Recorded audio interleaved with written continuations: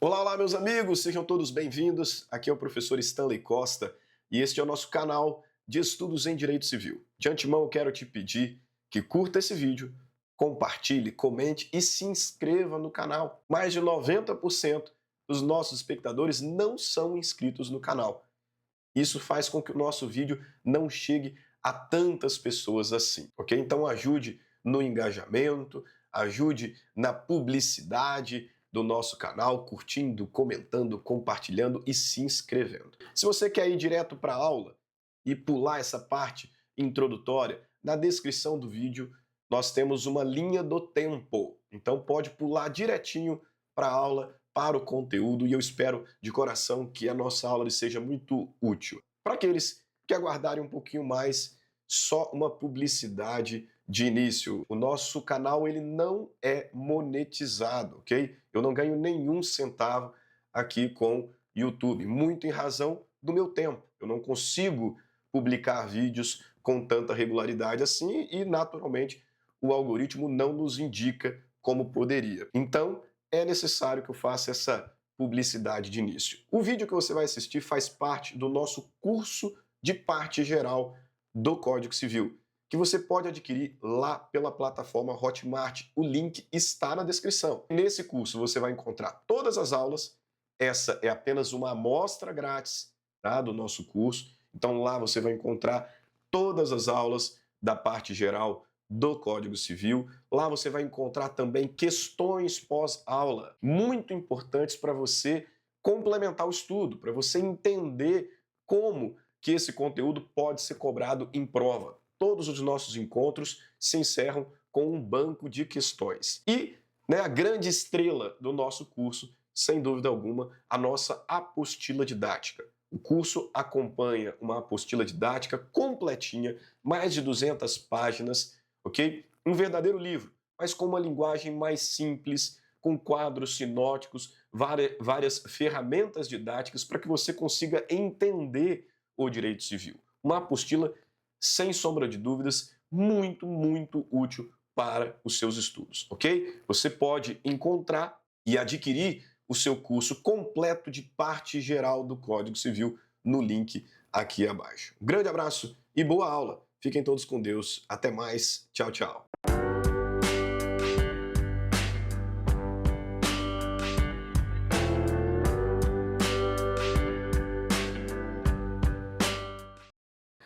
Olá, olá, meus amigos. Voltamos ao nosso segundo bloco da aula 5, Direitos de Personalidade. Falamos sobre conceito, pessoa jurídica, natimorto, características. E agora vamos analisar como os direitos de personalidade eles são protegidos por lei. E aí, na sequência, alguns direitos de personalidade que estão previstos expressamente aqui no nosso Código Civil. Lembrando que esse rol ele é exemplificativo, é um rol meramente exemplificativo. O legislador não exaure o tema aqui no estudo do Código Civil, ok? Artigo 12, na sua tela, muito importante, diz aqui o seguinte: pode-se exigir que cesse a ameaça ou a lesão a direito da personalidade e reclamar perdas e danos sem prejuízos de outras sanções previstas em lei. Então, quando nós falamos em direitos de personalidade, uma das questões é como que eu posso proteger esses direitos de personalidade. E o legislador aqui no artigo 12 nos apresenta três tutelas, né? Então, três formas de proteção dos direitos de personalidade. Uma tutela preventiva, quando ele diz que pode-se exigir que cesse a ameaça do direito de personalidade. Uma tutela específica, quando me diz que pode-se exigir que cesse a lesão do direito de personalidade. E ainda uma tutela reparatória, quando fala em reclamar perdas e danos sem prejuízo de outras sanções. Então, veja, como que eu posso proteger o meu nome, a minha imagem, minha honra subjetiva, minha honra objetiva, o meu direito de liberdade de expressão, de liberdade de crença, que são exemplos de direitos de personalidade? Eu posso protegê-los de forma preventiva quando estão em ameaça. Alguém está me ameaçando, né? Alguém está me constrangendo aqui, me coagindo, dizendo que vai publicar imagens falsas a meu respeito, que vão me expor ao desprezo, e eu não preciso esperar que essa violência aconteça. Eu posso buscar socorro no judiciário, numa obrigação de não fazer, com multa, astrente, né, para impedir qualquer conduta que viole efetivamente o meu direito. Agora, se já foi violado, se alguém já publicou coisas ao meu respeito, por exemplo, lá no Instagram, me atribuindo falsamente cometimento de crime, cometimento de um ato que gere desprezo público, eu posso buscar uma tutela específica, para o juiz determinar a retirada do ar, para o juiz me dar um direito de resposta, para o juiz determinar uma retratação. E tanto num caso como o outro, eu também quero dinheiro. Por quê? Porque existe a previsão de compensação pela violação de direitos de personalidade. É isso que nós chamamos, inclusive, de indenização por dano moral. Então, seja numa situação de ameaça, em que eu busque uma tutela preventiva, ou de uma violação efetivamente cometida, em que eu vou buscar uma tutela específica, eu quero também uma tutela reparatória, uma tutela compensatória pela violação do meu direito de personalidade. Então, o legislador estabelece aí essas 3 formas de proteção. Sem delongas, vamos observar aqui os direitos de personalidade que expressamente estão previstos no Código. O primeiro deles, lá no artigo 13, eu chamo de tutela do corpo vivo. O legislador me diz que, salvo por exigência médica, é defeso o ato de disposição do próprio corpo, quando importar diminuição permanente da integridade física ou contrariar os bons costumes. E ainda completa, dizendo que o ato previsto neste artigo será admitido para fins de transplante na forma da lei. Veja bem, eu vou usar aqui uma expressão só para fins didáticos, tá? Porque em respeito aí às posições ideológicas e políticas, tá? Eu vou aqui dizer que, de fato, essa frase ela tem a sua importância ideológica, a sua importância social, enfim, a depender da sua linha. Agora, juridicamente, só para você entender, tá? Só para você perceber de forma didática, não é correta a frase meu corpo, minhas regras. Não é. Porque o código está me dizendo que é defeso. E defesa é o quê? Defeso significa proibido, significa vedado. O código está me dizendo que é defeso, é proibido o ato de disposição do próprio corpo, quando importar diminuição permanente da integridade física ou contrariar os bons costumes. Eu não posso, por exemplo, decidir arrancar meu braço fora. Não posso. É meu, mas eu não posso. É proibido a disposição, é proibida a disposição de partes saudáveis do corpo quando importar diminuição permanente ou contrariar os bons costumes. Óbvio, salvo por exigência médica, eu preciso amputar o meu braço. Por exigência médica, e é óbvio que eu posso. E ainda para fins de transplante, que é o que me diz o parágrafo único. À luz da lei de transplante, tá? Que é a lei 9.434 de 97, que vai falar sobre transplante entre vivos, quais são os requisitos para realização de transplante entre vivos, pessoa que tem que ser capaz, órgãos dúplices ou regeneráveis, então, caso do rim, né, de parte do fígado, a lei de transplantes vai estabelecer quais são as regras, né, para transplantes entre vivos. Uma exceção, a vedação de disposição de partes saudáveis do corpo. Ok? Beleza. O segundo direito de personalidade previsto no Código é a tutela do corpo morto. Artigo 14, onde o legislador me diz que é válida com o objetivo científico ou altruístico a disposição gratuita do próprio corpo no todo ou em parte, para depois da morte. E aí o parágrafo único, ficou faltando marcar de vermelho ali, né? O ato de disposição pode ser livremente revogado a qualquer tempo. Observe, é válida com o objetivo científico ou altruístico à disposição gratuita do próprio corpo no todo ou em parte para depois da morte. Isso significa que se você quiser deixar o seu corpo para uma faculdade, por exemplo, para um estudo científico, para uma pesquisa, você pode, gratuitamente. Tá? Isso que é o objetivo científico. E você também pode deixar seus órgãos para transplante, altruísmo. Altruísmo é preocupar com o outro, né? É fazer o bem. Então perceba que você pode deixar o seu corpo ou parte do seu corpo para depois da morte, gratuitamente, para fins científicos ou altruísticos. Tá? Científicos ou altruísticos. E não pode ser oneroso, não. Tem que ser gratuito.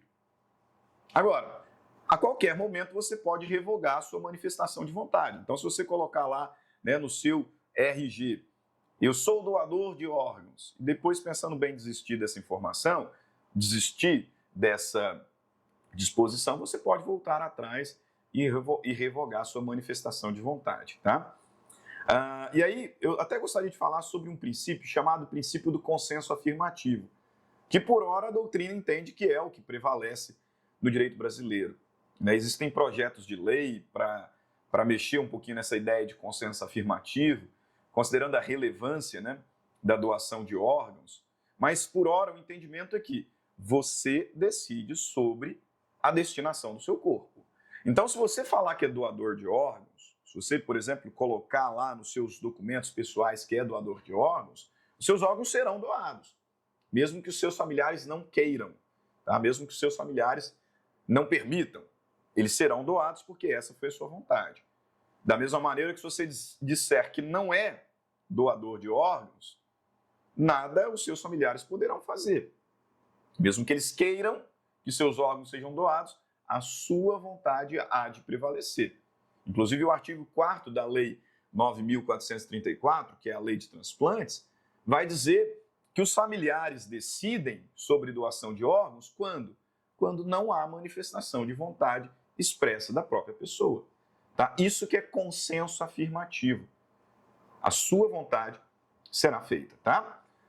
O artigo 15 fala do último direito relacionado à integridade física da pessoa, que é a autonomia do paciente, né? Me falando que ninguém pode ser constrangido a submeter-se com risco de vida a tratamento médico ou a intervenção cirúrgica.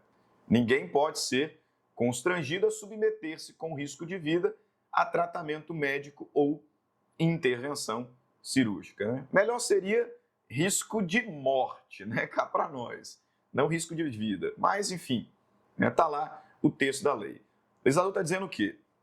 Você decide sobre o tratamento a que será submetido. Então, você, paciente, que precisa ser submetido a um tratamento, a uma intervenção cirúrgica, todos os detalhes devem ser amplamente informados e você, na plenitude do seu conhecimento, entendendo todos os impactos daquele tratamento, decide se aceita ou não.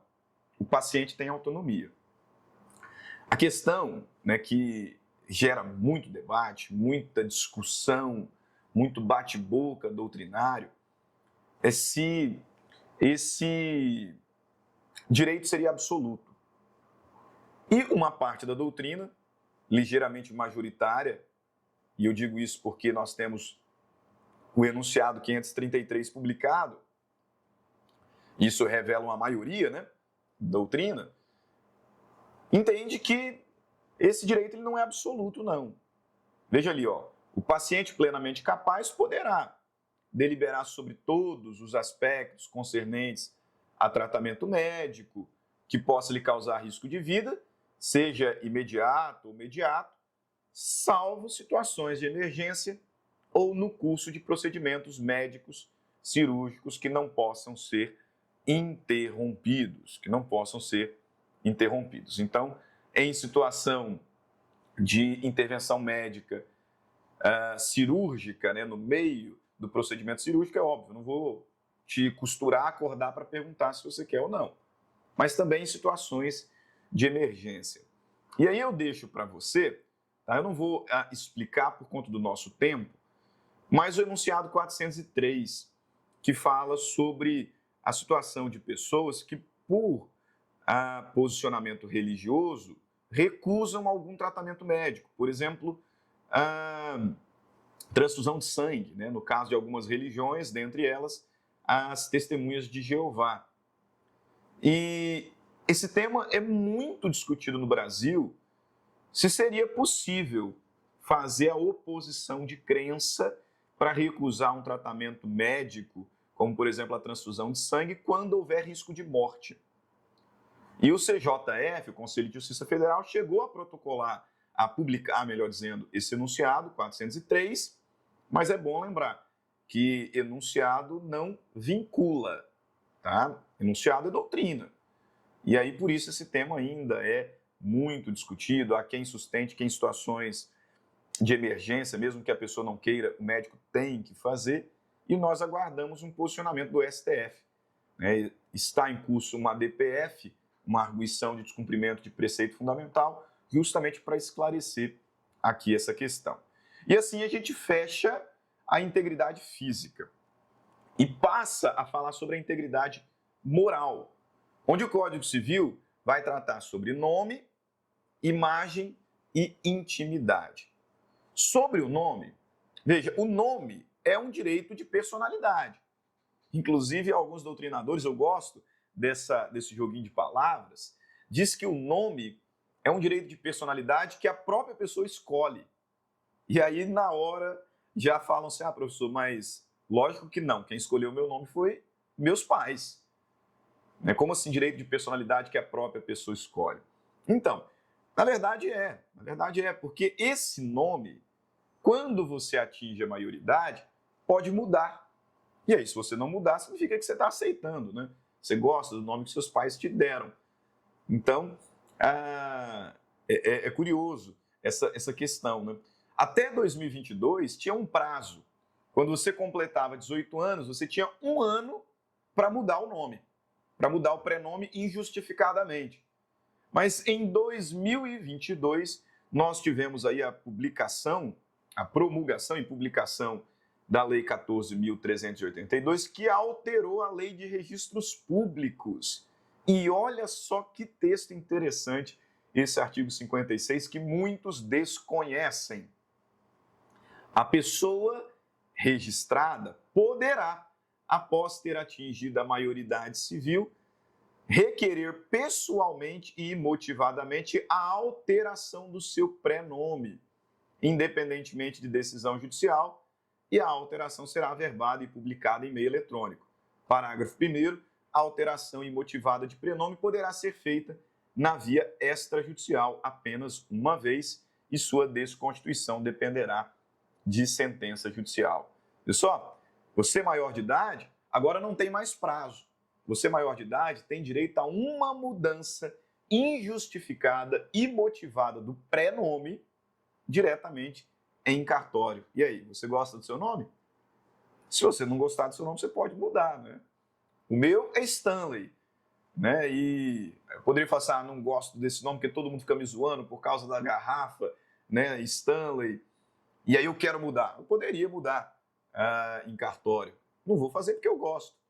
Gosto, na verdade. Na minha vida já tiveram vários Stanleys e não é a garrafa que me incomoda agora. Porque a gente já teve o Stanley Máscara, né? O Stanley Ipix do desenho do Máscara, já teve o Stanley marca de ferramentas, já teve o Stanley marca de roupa e agora o Stanley marca de copo, né? E de garrafa. Então não tem problema, não gosto do meu nome, vou ficar com ele. Mas se eu quisesse, poderia mudá-lo diretamente em cartório. Tá? Eu tenho direito a uma alteração de prenome direto em cartório, injustificadamente.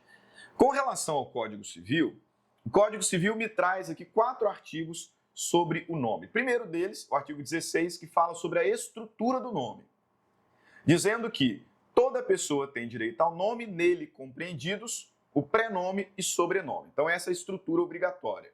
Todo nome deve ter um prenome, simples ou composto, no meu caso, composto, Stanley Marcos, e o sobrenome, que é o patronímico, de um pai e do outro pai, né? De um dos pais e do outro. Então, no meu caso, sobrenome da minha mãe, Almeida. Sobrenome do meu pai, Costa. Stanley Marcos de Almeida e Costa. E é possível ainda a inclusão de um agnome, que é um elemento apenas para evitar homonímia, que é o caso do júnior, filho, neto, primeiro, segundo, terceiro, para evitar homonímia, ou seja, para evitar que duas pessoas na mesma família tenham o mesmo nome e sobrenome. Agora, com relação à proteção do nome, o artigo 17 me diz que o nome da pessoa não pode ser empregado por outrem em publicações ou representações que a exponham ao desprezo público, ainda que não haja intenção difamatória. Note, o meu nome não pode ser publicado, não pode ser empregado numa publicação que me exponha ao desprezo. Você pode perfeitamente entrar lá no seu Instagram, né, fazer aí um comentário, etc., e colocar o meu nome sem problema nenhum. Se não me expuser ao desprezo público, tranquilo. Você não pode empregar o meu nome em publicação que me exponha ao desprezo, ainda que não haja intenção difamatória da sua parte. Nesse caso, você está violando direito de personalidade, cometendo ato ilícito. E eu vou reclamar indenização por dano moral. Agora, presta atenção. Publicação sem fim comercial, sem fim publicitário. Porque se você vai empregar o meu nome com finalidade publicitária, com finalidade econômica, aí eu tenho que deixar. Mesmo que não me exponha ao desprezo público, eu tenho que deixar. Sob pena de violação de direito de personalidade. Artigo 18, veja. Sem autorização, não se pode usar o nome alheio em propaganda comercial. Sem autorização, não se pode usar o nome alheio em propaganda comercial. Ponto. Ah, professor, mas eu estou usando Chitãozinho, e Chitãozinho não é o nome dele. Eu estou usando Chororó, eu estou usando Zezé de Camargo, eu estou usando Anitta. E esses não são os nomes daquelas pessoas. Então não tem problema, né? Eu posso empregar para fim comercial sem autorização. É óbvio que não. E o que fundamenta isso é o artigo 19, veja ali, ó, o pseudônimo, Zezé de Camargo, Luciano, Chitãozinho, Chororó, Anitta, são pseudônimos. O pseudônimo adotado para atividades lícitas goza da proteção que se dá ao nome. Então, tá? Não vem aí com historinha. Ah, eu estou usando, não é o nome da pessoa, então não tem problema. Tem problema sim. Então, caminhamos para o final. Artigo 20 do Código Civil vai falar sobre o direito de imagem. Perceba que a proteção da imagem é bem parecida com a proteção do nome, tá? É a ideia de expor ao desprezo público, violando a minha honra, a boa fama, a respeitabilidade, e publicar a minha imagem para fim comercial. O parâmetro é bem semelhante. Você não pode publicar a minha imagem de modo a expor ao desprezo, violando a boa fama, a respeitabilidade, a minha honra. E, independente disso, você não pode publicar para fim comercial. Vamos ler o texto? Artigo 20. Salvo se autorizadas ou se necessária a administração da justiça ou a manutenção da ordem pública, a divulgação de escritos, a transmissão da palavra ou a publicação, a exposição ou utilização de imagem de uma pessoa poderão ser proibidas, a seu requerimento, sem prejuízo de indenização que lhe couber, se lhe atingirem a honra, boa fama e respeitabilidade, ou se destinarem a fins comerciais. E o último artigo é o artigo 21, falando sobre intimidade e privacidade.